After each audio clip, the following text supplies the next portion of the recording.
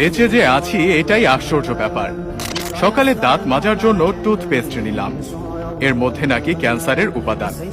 নাস্তায় একটু পরোটা খেলাম, সেটাও আবার ভেজাল তেলে ভাজা। সুন্দর দেখে একটা কলা খেলাম, তাও আবার কার্বাইড দিয়ে পাকানো।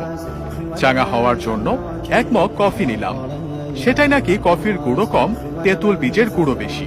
কাঁচা বাজারে গেলাম টাটকা শাক সবজি কেনার জন্য, কিনবো কি, সব তো হাইব্রিড সার দিয়ে ফলানো। মশলা আর হলুদ গুঁড়ো নিলাম, ওতে আবার লেড আর ক্রোমাইড কেমিক্যাল মেশানো। সয়াবিন তেল দিয়ে রান্না করব, সেই তেলের অর্ধেকই নাকি পাম অয়েল মেশানো। মাছ মুরগি খাবো, কিন্তু সেগুলোকে ভেজাল পোল্ট্রি ফিড খাইয়ে বড় করা হয়। গরমের দিনে একটু তরমুজ খেতে মন চাইলো, সেটা নাকি পটাশিয়াম পারম্যাঙ্গানেট দিয়ে লাল করা।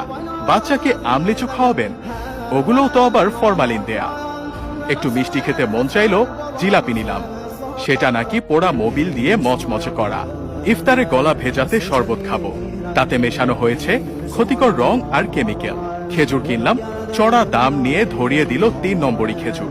ইফতারে মজা করে মুড়ি মাখানো খাবো, সেই মুড়ি ইউরিয়া দিয়ে ফোলানো।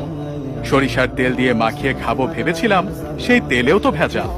সুন্দর দেখে বড় বড় পেঁয়াজও কিনেছিলাম, খেয়ে মনে হলো বড়া খাচ্ছি। আলুর চপে আলুর নামগন্ধ নেই, বেগুনিতে বেগুন খুঁজে পেলাম না। সবজি চপ মুখে দিয়ে মনে হলো খড়কুটো চিবাচ্ছি। প্রোটিনের জন্য গরম দুধ খাওয়া দরকার, কিন্তু গাভীর পিটুইটারি গ্রন্থিতে ইনজেকশন দিয়ে নাকি অতিরিক্ত দুধ দোয়ানো হয়, তারপর আবার মেশানো হয় 1 বালতি পানি। এত ভেজাল খাওয়ার পর 2-1টা ঔষধ না খেলে তো শরীর টিকবে না। কিন্তু ঔষধ যে খাবো, বেশিরভাগ ঔষধ খেলেই হয় সাইড ইফেক্ট, বাকিগুলো আবার শরীরে কাজই করে না।